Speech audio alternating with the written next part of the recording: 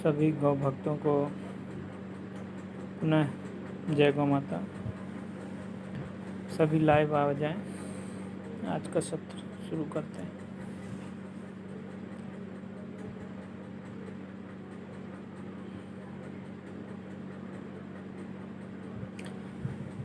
क्या आप मुझे सुन पा रहे हैं? कृपया कमेंट्स करें अगर आप सुन पा रहे हैं। सर्वप्रथम गायत्री छंद के इस सूक्त से हम आज के सत्र का शुभारंभ करेंगे।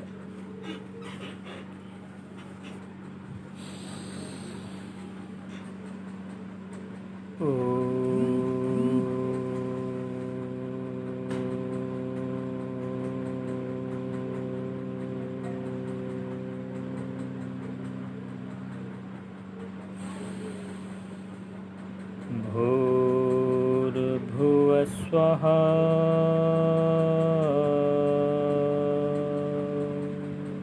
तत्सवितुर्वरेण्यं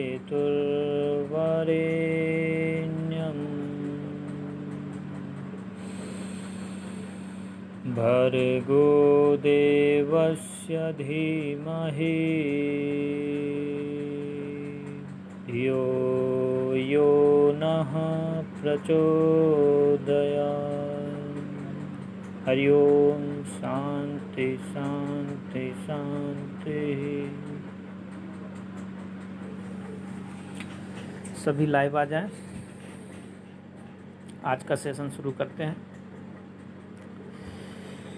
आज का जो हमारा विषय है वह गोत्र के ऊपर है।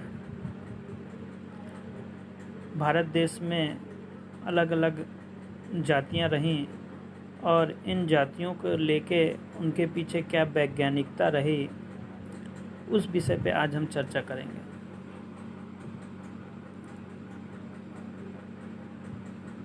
भारत देश में जातियों को मुख्यतः 4 वर्णों में विभाजित किया गया था: ब्राह्मण, क्षत्रिय, वैश्य और शूद्र।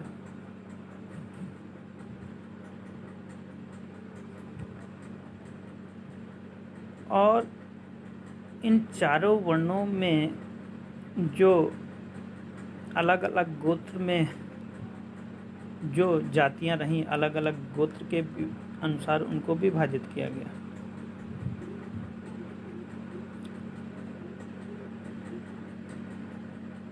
और इन गोत्रों के अनुसार ही समाज का एक तरह से समाज को व्यवस्थित किया गया।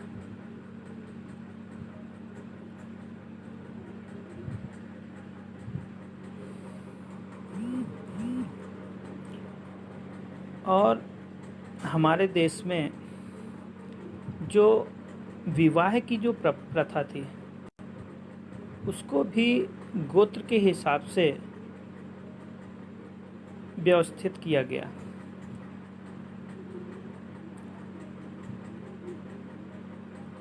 समाज में ब्राह्मण का काम क्या था? तो हमारे भारत देश में ब्राह्मणों का काम था नए विचार को उत्पन्न करना, समाज को एक नई दिशा देना, अध्ययन अध्यापन का कार्य कराना, ये ब्राह्मणों का कार्य था। क्षत्रियों का क्या कार्य था? क्षत्रियों का कार्य था समाज की रक्षा करना, व्यापारियों को व्यापार करने में कोई असुविधा होती हो तो उन सब असुविधाओं की रक्षा के लिए क्षत्रियों का निर्माण किया गया, समाज की रक्षा के लिए। इसी तरह वैश्यों का व्यापार करने के लिए निर्माण किया गया और शूद्रों का सेवा के लिए। और दूसरी तरह से कह सकें तो प्रोडक्शन में, उत्पादन कार्यों में शूद्रों का मेन योगदान था। जातियां थी, ये ब्रह्मा जी के ये चारों पुत्र थे। ब्रह्मा के मुख से इन चारों पुत्रों का उद्गम हुआ था। शूद्र, वैश्य, क्षत्रिय और ब्राह्मण। जैसे शूद्र किसी भी वस्तु का उत्पादन करता है, तो अब उत्पादन तो कर लिया, तो बेचे कहाँ? किया गया कि वैश्य ही सारी दुनिया में जाके व्यापार करेंगे और शूद्रों के इन उत्पादनों का प्रचार प्रसार करेंगे। अब व्यापार करने में बहुत सी सुरक्षा की दृष्टि से बहुत से व्यक्तियों की आवश्यकता पड़ती है, तो क्षत्रिय जातियों का निर्माण किया गया।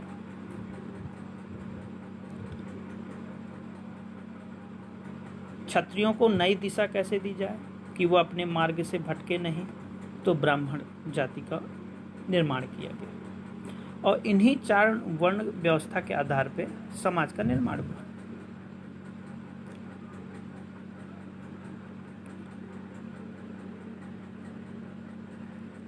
आप देखते होंगे कि ब्राह्मणों में हमेशा सेम गोत्र में शादी नहीं करते हैं। ब्राह्मण और क्षत्रियों में मुख्यतः सेम गोत्र में शादी नहीं करते, और वैश्य और शूद्रों में, खासकर मेन शूद्रों में, सेम गोत्र में शादियां करते हैं। ऐसा क्यों होता है? इसके पीछे की क्या वैज्ञानिकता है, इस पर आज चर्चा करेंगे।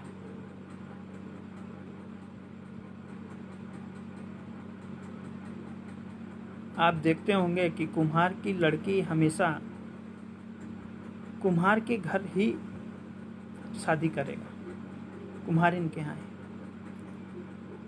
ये परंपरा हमारे यहाँ ऋषि मुनियों ने क्यों डाली कि जो शूद्र जाति के हैं, जो उनको एक ही गोत्र में शादी करने का प्रावधान क्यों रखा गया? समाज में ऐसी व्यवस्था क्यों की गई कि वो अपने गोत्र से हट के शादी विवाह न करें,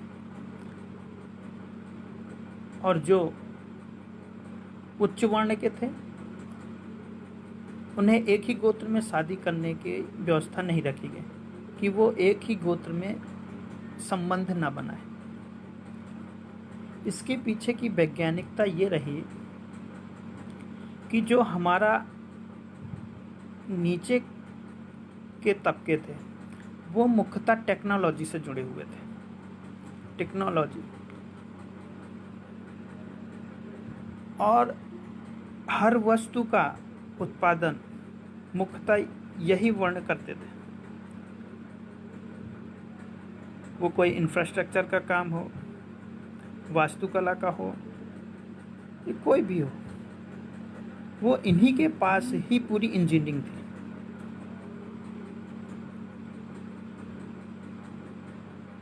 अपने अपने यहाँ सुझाव भी देते जाएंगे इस विषय को लेकर कि आप लोगों की इस विषय को लेकर क्या राय है।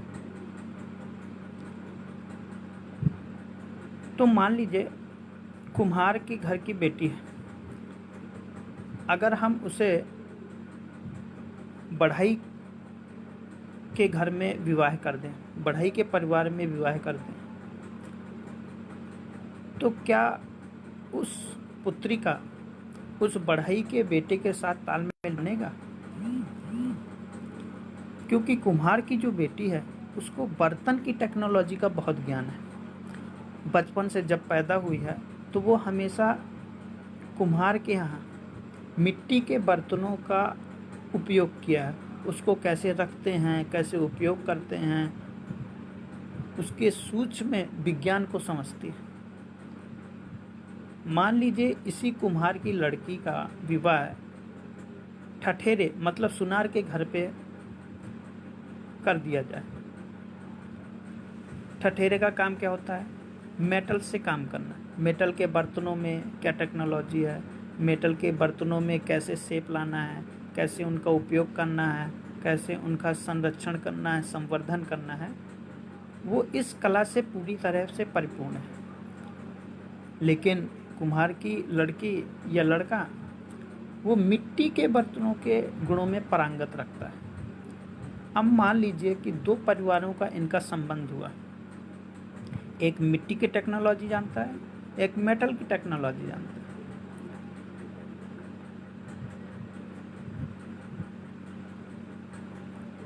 क्या इन दो परिवारों के बीच में सामंजस्य बैठेगा? क्योंकि मेटल, अब मिट्टी के पात्र क्या है, उसको रखने की, संभालने की टेक्नोलॉजी केवल कुम्हार की बेटी के पास है। वो मेटल की टेक्नोलॉजी नहीं जानती, तो वो अपने पति के कार्यों में कभी भी उसका मन नहीं लगेगा, क्योंकि उसका मन तो किस में लगा हुआ है, मिट्टी के बर्तनों में पारंगत है।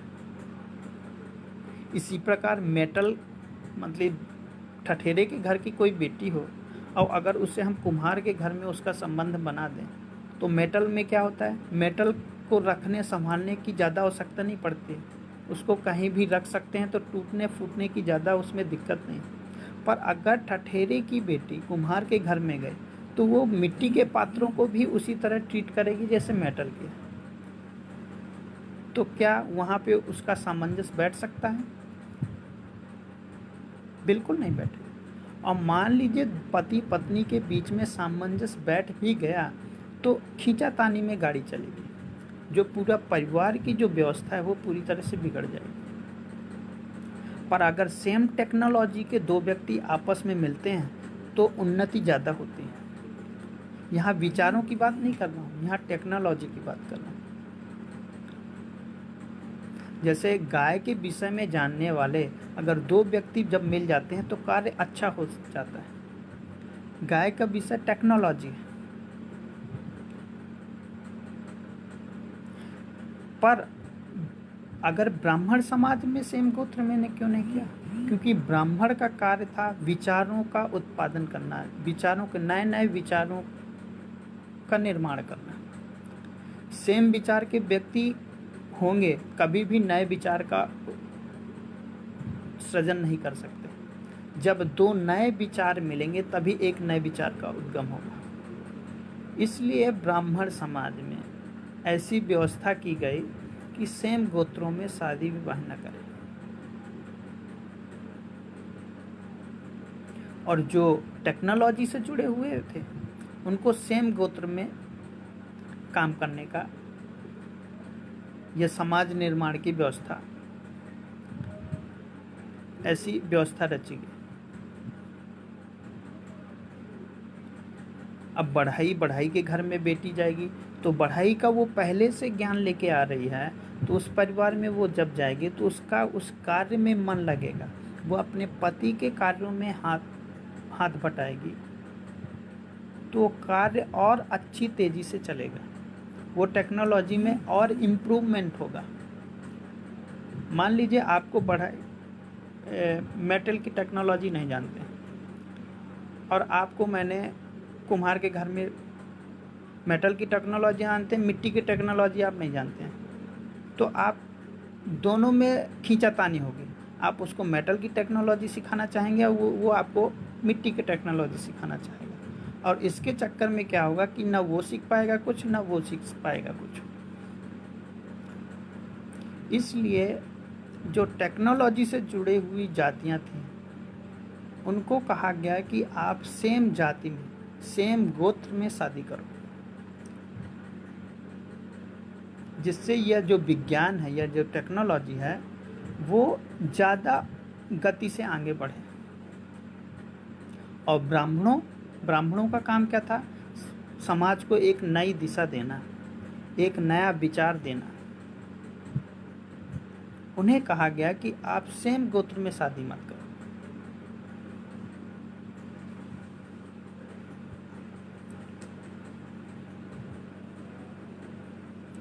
उच्च और नीचे से कहने का तात्पर्य मेरा ये नहीं है, यहाँ सबकी बराबर भूमिका है, उच्च नीचा यहाँ नहीं है। मैंने आपको समझाने की दृष्टि से कहा है, इसका अन्यथा न लें कि मेरे नज़रों में ब्राह्मण उच्च जाति है। कुम्हार भी वही है, वो टेक्नोलॉजी का काम कर रहा है। संजय जी, इसको उच्च और नीचा ना समझें, मेरा कहने का तात्पर्य ये नहीं है। जो नीची तबके के, जो शूद्र जातियां थी, जिनमें टेक्नोलॉजी का मेन गुण था, वो टेक्नोलॉजी पे काम करते थे। आज अगर वो जातियां नहीं होंगी तो क्या हम टेक्नोलॉजी में अच्छा हो पाएंगे? तो मेरा उनसे वो तात्पर्य नहीं है। शूद्र जाति आप मान लीजिए, अगर आपको मेरी इस बात से अगर आप सहमत नहीं हैं, तो शूद्र जातियाँ जो थी वो टेक्नोलॉजी से जुड़ी हुई जातियाँ थी, इसलिए उनको कहा गया कि आप एक ही जाति में शादी विवाह करिए। और जो वैश्य हैं, क्षत्रिय हैं, ब्राह्मण हैं, उनको कहा गया कि आप सेम गोत्र में विवाह ना करें। इसको लेके अगर कोई प्रश्न हो तो जरूर आप पूछें।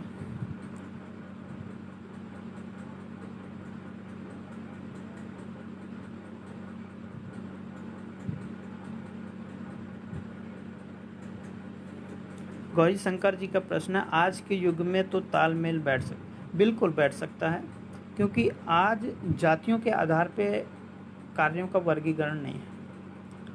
आज कुम्हार का बेटा भी विद्या ग्रहण करता और विद्या देता है, आज ब्राह्मण का पुत्र भी आप व्यापार कर रहा है। तो आज हम जातियों के आधार पे ये नहीं वर्गीकृत कर सकते हैं, ना समाज का निर्माण अब कर सकते हैं।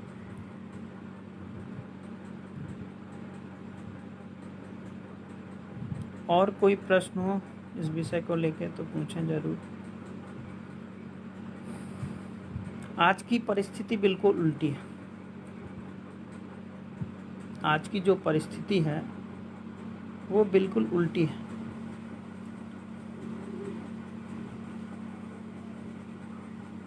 क्योंकि मेरे मन में हमेशा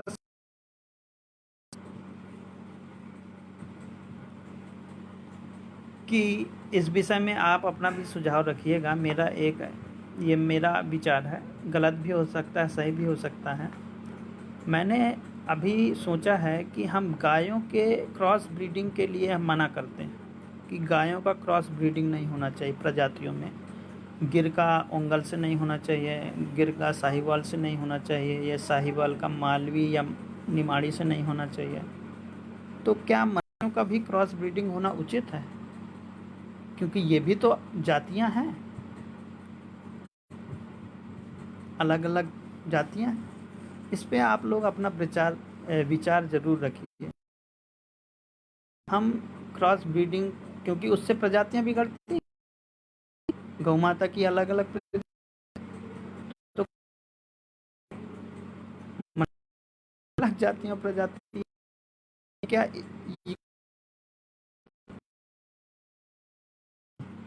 क्या उस जाति में कुछ,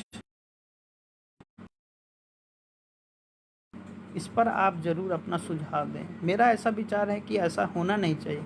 इंटरकास्ट जो मैरिज होती है वो मेरे समझ में मैं सही नहीं मानता हूँ।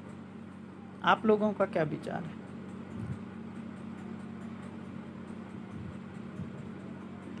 गौरी शंकर जी, आज तो कोई जाति नहीं रही, अब तो सब लोगों का कार्य अलग अलग हो गया है। कोई भी जाति का व्यक्ति कोई भी कार्य करता है, तो गुण और कर्म के हिसाब से तो आप शादियां कर ही रहे हैं।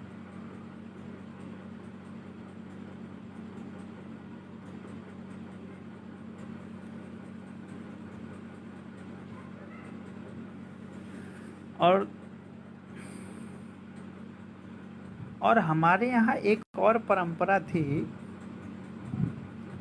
कि ब्राह्मण जातियों में हमेशा अपने से उच्च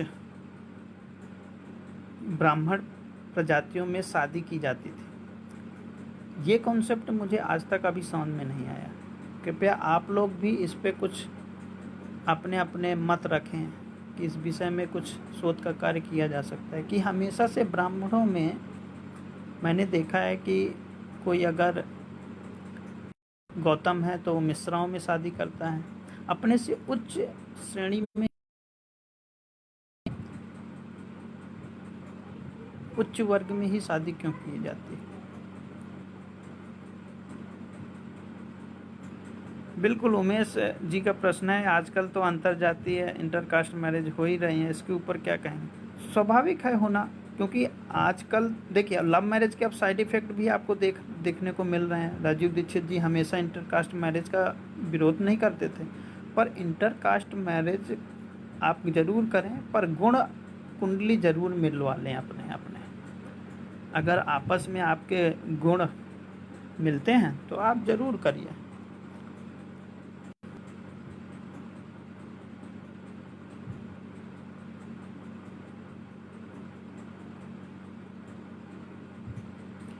उमेश जी बोलते हैं गलत है, मैं मानता नहीं, विषय को गलत मानते हैं, ये तो बताएं। कृपया पूरी तरह से कमेंट बॉक्स में डिस्क्राइब करके लिखें कि किस चीज़ को गलत मानते हैं। अपने अपने भी सुझाव दें इस विषय को लेके, क्योंकि ये विषय बहुत ही आज के युग के हिसाब से, आज की व्यवस्था के हिसाब से बहुत इम्पोर्टेंट है ये कि इंटरकास्ट जो मैरिज होती हैं, और ख़ासकर जब हम गायों को लेकर, अन्य पशुओं को लेकर जब हम क्रॉस ब्रीडिंग नहीं करा सकते हैं, तो मनुष्यों के लेकर क्रॉस ब्रीडिंग क्यों हो।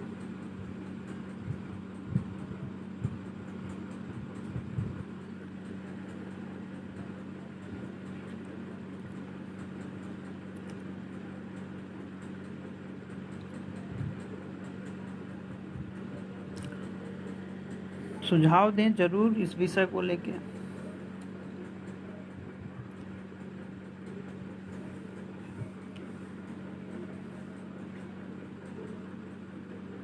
और भारत देश में तो एक और विडंबना हो गई है कि हम अपने लड़के की या लड़की की शादी वहीं करते हैं जो अच्छा खासा नौकरी में हो, सरकारी नौकरी में।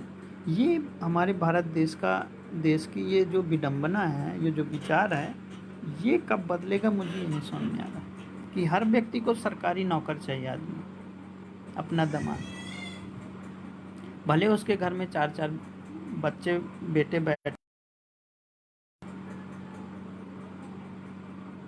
ये बड़ी विडंबना है। किसान के यहाँ कोई शादी नहीं करना चाहता है, कोई बिजनेसमैन है, व्यवसाय करता है, तो उसके यहाँ कोई शादी नहीं। हर व्यक्ति को नौकरी पेशा वाला व्यक्ति चाहिए, दामाद चाहिए। इस पर भी अपनी अपनी राय दें, क्योंकि आज की परिस्थिति के हिसाब से भारत देश की जो समाज व्यवस्था थी वो अब इनके चक्कर में पूरी तरह से खराब हो रही है, इस परंपरा के कारण। आप लोग कोई जवाब दे नहीं। मनुष्य जाति तो एक ही है, भगवान ने तो नहीं बनाई जाति, इंसान ने ही बनाई है। मैं नहीं मानता इंटरकास्ट शादी हो सकती है अगर 2 परिवारों की सहमति हो तो। पर इस पे शोध का कार्य करिए ना कि आप देखिए, हमने गायों में शोध का कार्य किया और उसके हमने परिणाम देखे कि अच्छे नहीं आ रहे हैं। तो इंटरकास्ट मैरिज में भी आप देखिए कि इंटरकास्ट मैरिज होने के बाद जिन बच्चों का जन्म हुआ उनमें क्या गुण आए, उनमें क्या समाज में उनका क्या योगदान रहा, और समाज में आपराधिक दृष्टि से वो कैसे बच्चे रहें, उन व्यक्तियों का फ्यूचर जो इंटरकास्ट मैरिज से हुई, उनका जीवन, उनका परिवार वैवाहिक जीवन कितने समय तक चला, इस पे रिसर्च होना चाहिए। और जब रिसर्च हो जाएगी तब हम किसी एक पहलू पे बात कर सकते हैं कि ये गलत है कि सही है। क्योंकि अभी तक ना मैंने रिसर्च किया इस विषय पे ना, तो सभी लोगों से मेरा आग्रह है कि आप जिस जिस एरिया में रहते हैं वहाँ पे एक ऐसा डॉक्यूमेंटेड बनाइए फाइल और पूरा सर्वे करिए अपने स्तर पर कि आपके गांव में जो पास पड़ोस में हैं वहाँ पे कितनी इंटरकास्ट मैरिजें हुई और उनके वैवाहिक जीवन में क्या परिवर्तन दिख रहा है, क्या गलत हो रहा है, क्या सही हो रहा है। जो भी हो वो डेटा कलेक्ट करेंगे तभी हम किसी एक निर्णय पे पहुँच सकते हैं कि इंटरकास्ट मैरिज का साइड इफ़ेक्ट है कि बेनिफिट है, तभी कुछ हम पहुँच सकते हैं। मेरा ये सुझाव अच्छा है, ज़रूर अपना सुझाव दें। नहीं, बुद्धि से रिलेटेड नहीं है, नहीं है। बुद्धि मतलब वो विचार, एक ब्राह्मणों का मेन था काम विचारों का समाज में फैला देना, एक दिशा निर्देश दे देना। इम्प्लीमेंटेशन कौन कराएगा? वो राजा छत्री कराएगा। राजा को एक गाइडलाइन दे दी कि इस क्षेत्र में आगे ऐसा ऐसा काम करेंगे तो सफलता मिलेगी। अब इम्प्लीमेंटेशन का काम तो छत्री को कराना है। विचार देना ब्राह्मण का कार्य था, इम्प्लीमेंटेशन काम करना नहीं था। चाणक्य जी को देख लीजिए, विक्रमादित्य को राजा क्यों बनाया? वही राजा बन गए। विचार दिया उन्हें, तैयार किया। युग पुरुष कैसे निर्माण करने हैं, कैसे समाज के बीच में उनको पहुंचाना है, कैसे उनकी प्रतिष्ठा करनी है, वो ब्राह्मण का काम था। निधि जी, उच्च कोटि से मतलब ये नहीं है, समाज में अच्छे व्यक्ति को बैठाना और उस समाज को सुव्यवस्थित तरीके से चलाना, ये ब्राह्मणों का काम था।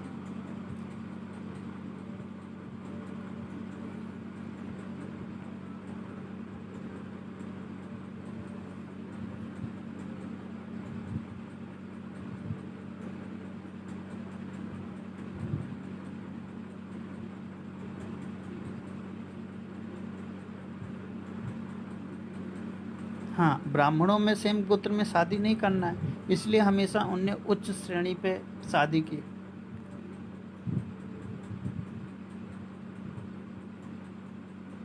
बिल्कुल संजय सिंह जी, ये आपका हम मानते हैं इस सुझाव से कि आज का जो समाज है वो पूंजीवादी विचारधारा से ज़्यादा जुड़ गया है। को लोग प्राथमिकता बिल्कुल नहीं देते। बिल्कुल है, जिसके पास पैसा है शादियां कर सकता है, आज का ऐसी पूंजीवाद है।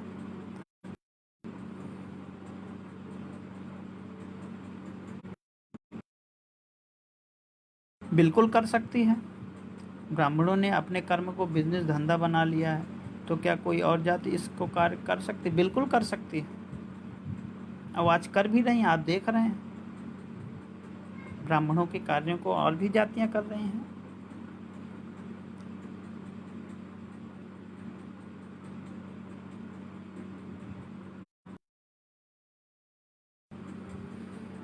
तो ये विषय बहुत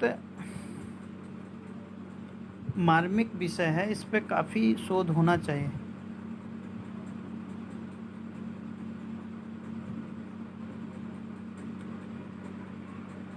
मैं तो उसके समर्थन में बिल्कुल नहीं हूँ, लव जिहाद के। उमेश जी, दूसरे धर्म की जातियों में शादी करने का बिल्कुल मैं खिलाफ हूँ। उसके पीछे अभी मैं कारण नहीं दे सकता हूँ, क्योंकि अभी मेरे पास कारण भी है नहीं है।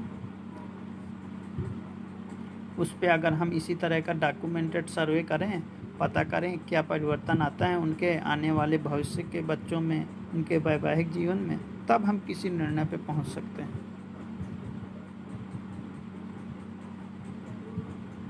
अब मान लीजिए ब्राह्मण की बेटी है और मुस्लिम समुदाय के व्यक्ति से कर दी उसकी शादी, तो ब्राह्मण परिवार के रहने खाने की, उसके विचार उत्पन्न करने की कॉन्सेप्ट उसका क्या है? विचार पैदा करना। अब मुस्लिम समुदाय में क्या होता है?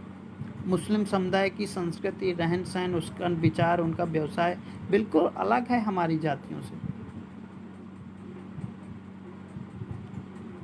तो तालमेल बिल्कुल नहीं बैठेगा।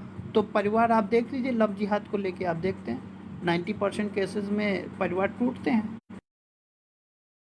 सेम विचारधारा के व्यक्ति, सेम टेक्नोलॉजी के व्यक्ति नहीं जुड़ते हैं। मान लीजिए आप कुम्हार की लड़की है, लव जिहाद करके मुस्लिम के साथ भाग गई, तो टेक्नोलॉजी की लड़की है। अब मुस्लिमों में क्या टेक्नोलॉजी कौन सी है भाई उनके पास कि वो टेक्नोलॉजी के क्षेत्र में अच्छा कार्य करते हैं? तो बिल्कुल तालमेल नहीं बैठता है। वो हिंदू धर्म की कोई भी जाति की लड़की हो, मुस्लिमों के साथ या अदर धर्म के साथ लोगों के साथ जब उसका विवाह होता है, तो 90% केस में, बिल्कुल मैं तो बोलता हूँ 95% केस में उनका हाल है। बॉलीवुड कितने के साथ, अब देखिए आमिर खान के देख लीजिए, कितनी शादियां की उसने, 3 शादियां की। तो उनका वैवाहिक जीवन कैसा है वो निर्भर करेगा। 90-95% मैं तो बोलता हूँ कि जीवन सफल नहीं होता है उनका वैवाहिक। हाँ, हम हिंदुओं का एक ही धर्म है। तो हमारे पूर्वज ही अलग अलग इंटरकास्ट मैरिज क्यों नहीं करते थे? इस पे आप अपना सुझाव दें। कुम्हारन की लड़की का विवाह ब्राह्मण के साथ क्यों नहीं किया जाता था? या ब्राह्मण की लड़की का विवाह शूद्र जाति या वैश्य जाति के साथ क्यों नहीं किया जाता था? कोई तो कारण रहा होगा, कोई उसके पीछे वैज्ञानिकता रही होगी ना।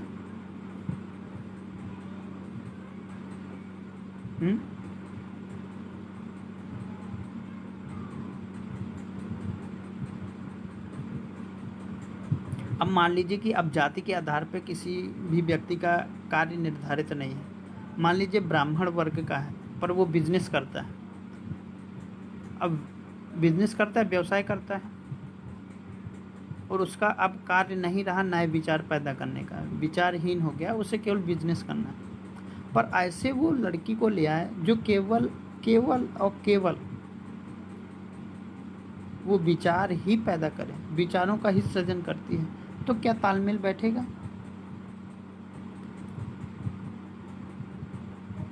ये कुम्हार की बेटी है और ब्राह्मण का लड़का है। अब कुम्हार की बेटी तो टेक्नोलॉजी से जुड़ी हुई है, अगर उस पारंगत है, पहले से ही उसका कार्य क्षेत्र कुम्हार का ही है, अब ब्राह्मण से कर दें। हाँ, कार्य क्षेत्र अगर दोनों के सेम है, मान लीजिए ब्राह्मण का कोई लड़का है, व्यवसाय के क्षेत्र में काम करना है, तो कोई भी वो व्यवसाय के क्षेत्र की लड़की से शादी कर सकते, क्योंकि दोनों का कार्य क्षेत्र सेम है, तो काम अच्छा चलेगा, ऐसा कर सकते हैं इंटरकास्ट। पर इंटरकास्ट के रिजल्ट कैसे आ रहे हैं उस पर विचार करना है हमें।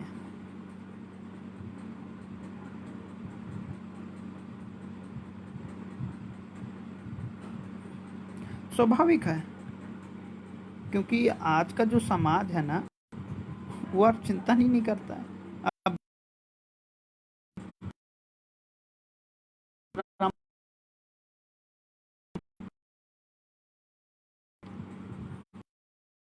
सब अंग्रेजों के समय से, मुगलों के समय कि जो जो जिस जाति के थे वो अब वो अपने कार्य क्षेत्र में पहले से पारंगत थे, उनको बंद करके जबरन तोड़ करके उनको अलग अलग कार्यों में कार्य शुरू कराया गया उनसे, जिसके कारण वो अपने ही कार्यों में निपुणता नहीं ला पाए, जिसके कारण ये समाज की जो व्यवस्था थी वो पूरी तरह से खराब हो गई। बिल्कुल, गौरीशंकर जी कह रहे हैं कि एक ही जाति में शादी करके आज भी तो खूब तलाक हो रहे होंगे ना, स्वाभाविक सी बात है। कुम्हार की लड़की का शादी अगर आप ठठेरे के बच्चे के साथ करेंगे, पुत्र लड़के के साथ, तो परिवार कैसे चलेगा? सेम टेक्नोलॉजी के नहीं है ना, तो उनमें भी वैवाहिक जीवन नहीं चलेगा।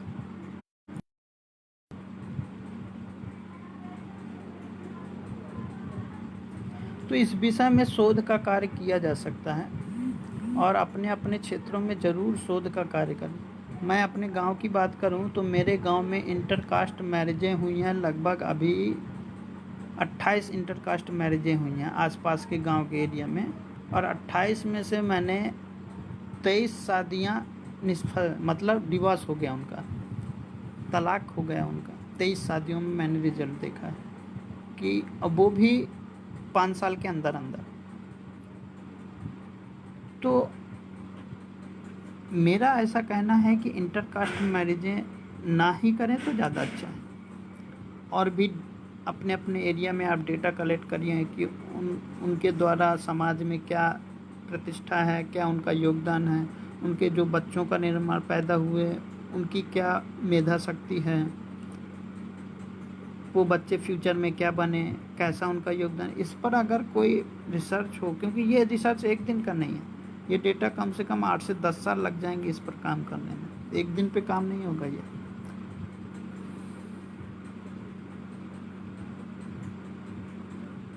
बिल्कुल नहीं हो सकते मुकुंद राव जी। अब एक ही मान लीजिए शूद्र है, शूद्र में कुम्हार भी है और बढ़ई वाला भी काम है, तो बढ़ई और कुम्हार के आपस में शादी करेंगे तो कैसे काम चलेगा? क्योंकि दोनों टेक्नोलॉजी डिफरेंट है, एक लकड़ी का काम कर रहा है, एक मिट्टी का काम कर रहा है। मिट्टी का काम करने वाली लड़की को लकड़ी का काम नहीं आता है, लकड़ी का काम करने वाले को मिट्टी का काम नहीं आता है, तो कैसे काम चलेगा? वो ना तो लकड़ी का काम अच्छे से सीख पाएगी, ना वो मिट्टी का कार्य अच्छे से सीख पाएगा।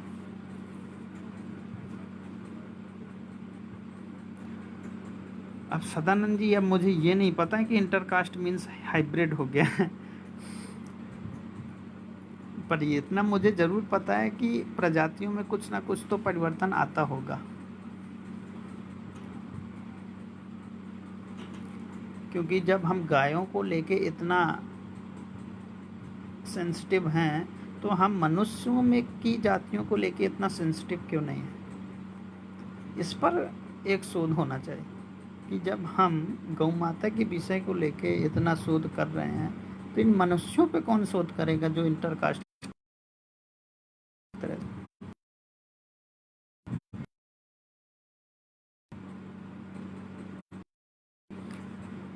तो इस पे ज़रूर अपना समझ बनाएं। अभी हम किसी एक निर्णय पे तो नहीं पहुंच सकते हैं, पर मेरा ही आप लोगों से कहना होगा कि एक आप शूद्र वर्ण से, या आपका कार्य क्षेत्र वैसा है जो टेक्नोलॉजी से संबंधित है, इस क्षेत्र में जो व्यक्ति जुड़ा है उसी से विवाह करें। और अगर आप विचार पैदा दिशा देने वाले योग्य व्यक्ति हैं तो आप वैसे ही लड़की का चुनाव करें जो उस समाज से हो कि जो केवल विचार और नई दिशा देते हैं। तो विवाह का जीवन यहाँ पे उल्टा है, यहाँ शादी नहीं करनी, सेम गोत्र में शादी नहीं करनी, तो उसका चुनाव आप खुद करें, ये मैं आप पे छोड़ता हूँ। पर जो हमारी पुरातन काल की जो परंपरा थी वो मैंने आपके सामने रखी है कि हमारे यहाँ वर्ण के आधारों पे जो जातियों का उद्गम हुआ और अलग अलग गोत्रों में और शूद्रों में सेम गोत्र में जो शादी करने का प्रावधान रखा गया वो क्यों रखा गया था, इस विषय पे मैंने आज का विषय रखा गया था। तो मुझे आशा है कि इस विषय को आप ज़रूर इस पर चिंतन करेंगे और हम कभी ना कभी एक निर्णय पे ज़रूर पहुंचेंगे कि इसके क्या साइड इफ़ेक्ट हैं, क्योंकि इसके जो परिणाम है वो बहुत दूरगामी परिणाम है। कभी किसी ने शोध किया नहीं इस विषय पे। अगर आज़ादी के समय से अभी तक किया गया होता तो आज हम एक निर्णय पे ज़रूर पहुंच गए होते कि इसके क्या दुष्परिणाम हैं, क्या इसकी अच्छाइयाँ हैं, क्या बुराइयाँ हैं, समाज में क्या इसका योगदान रहा, इस पर ज़रूर पहुंचते हैं। तो अपने अपने विचार ज़रूर रखिएगा। समय काफ़ी हो गया है क्योंकि आज का जो विषय था वो ज़्यादा लंबा नहीं था।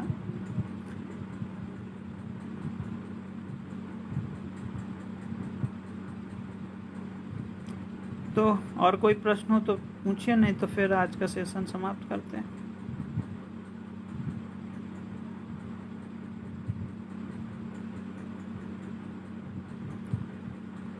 ठीक है, और कोई प्रश्न हो तो कमेंट बॉक्स में आप मुझे ज़रूर लिखिएगा। आर्य समाज मंदिर में हुई शादी को सरकार अनुमति प्रदान करती है, अगर गलत होता तो आर्य समाज मंदिर क्यों शादी कराता है?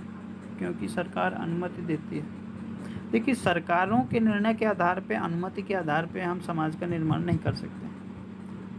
समाज की सरकारों की बहुत सी मजबूरियां होती हैं क्योंकि उन्हें सेकुलरिज्म का नियमों का पालन करना पड़ता है, अपनी कुर्सी को बचाना पड़ता है। तो हम सरकारों के आधार पे हम किसी चीज़ को नहीं कह सकते हैं कि वो सही है कि गलत है।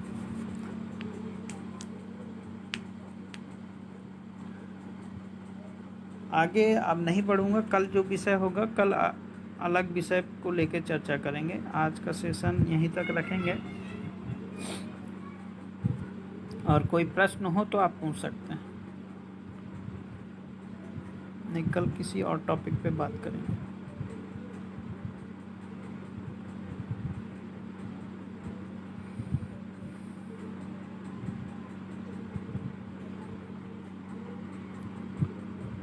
और कोई है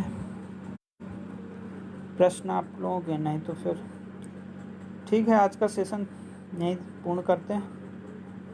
सभी को जय गौ माता। अमर बलिदानी राजीव भाई दीक्षित जी को पुनः कोटि कोटि